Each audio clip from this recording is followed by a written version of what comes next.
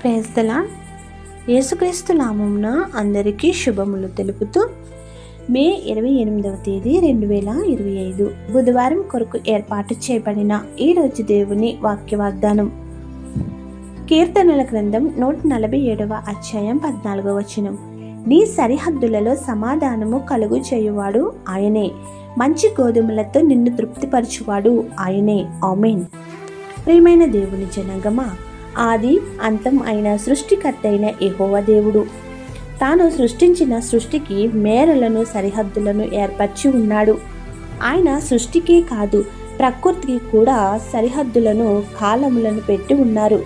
అలాగే మనకును మానవులుగా కొన్ని సరిహద్దులను పాటించమని ఆజ్ఞ ఇచ్చి ఉన్నాడు. అందుకే ఆయన పెట్టిన సరిహద్దుల నుండి తప్పిపోకుండా మనలను గాడిలో పెట్టి రక్షించువాడు ఆయనే. గనుక మన సరిహద్దులలో మనం ఉండి సమాధానముతో ఆయన కృపలను పొందాలి.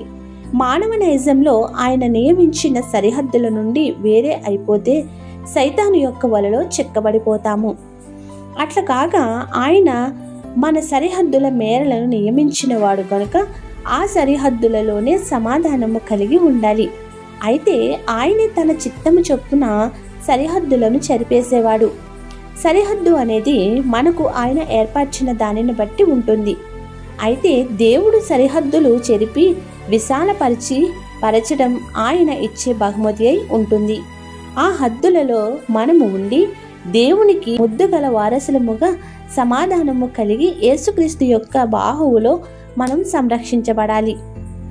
గోధుమ గింజ భూమిలో పడి కుళ్ళిపోయినను అది మొలిచెను, అది పాడైపోయింది కదా అని పారవేయబడును, వెలివేయబడును. కానీ అది మరలా మొలకెత్తి మంచి ఈవులుగా మంచి పంటగా రూపాంతమునిచ్చును. కావున మంచి గోధుమల వంటి ఆశీర్వాదములతో తృప్తిపరిచి త్రియేక దేవుని కృపలో నిరంతరము నిలిచి ఆయన ఇచ్చి మంచి సమాధానమును మంచి గోధుమల వంటి ఆశీర్వాదములతో తృప్తి పొందుదాం. ప్రార్థన. సృష్టికర్త అయిన మా యెహోవా దేవా, నీవు సృష్టించిన సృష్టిని నీ స్వరూపంగా ఉండే మానవునికి బహుమతిగా ఇచ్చి మా పట్ల నీవు చూపుచున్న కృపలకే ఆనందగానములతో స్తుతించుచున్నాము. నీవు భూమికి సరిహద్దులను ఏ విధముగా ఏర్పరిచి నియమించినావో అలాగే నీ యందు భయభక్తులు కలిగి ఉండే మాకు సరిహద్దులను నియమించి నీ సన్నిధిలో నివసించగల భాగ్యములతో నీ ప్రకారంలో సురక్షితంగా నివసించగలిగే దృఢ విశ్వాసంలో నివసింపచేయుచున్న నీకు వందనములు స్తోత్రములు చెల్లించుచున్నాము. ఈరోజు వివాహ దినోత్సవములు, జన్మదిన దినోత్సవములు, ఇతర శుభకార్యములు చేసుకుంటున్న నీ బిడ్డలపై నిండుగా దీవెనల వర్షం కుమ్మరించుము. ఎవరైతే బాధలలో, శ్రమలలో, కష్టములలో, ఇబ్బందులలో, నష్టములలో, అప్పులలో, దుఃఖములలో, అనారోగ్యములతో ఉన్నారో వారికి నీ ఆదరణ ఇచ్చి గొప్ప స్వాంతన చేకూర్చి ఆదుకునుము. ఈ ప్రార్థన వినుచున్న ప్రతి నీ బిడ్డకు అన్నింటా విజయమిచ్చి సాక్షులుగా నిలవబెట్టుము.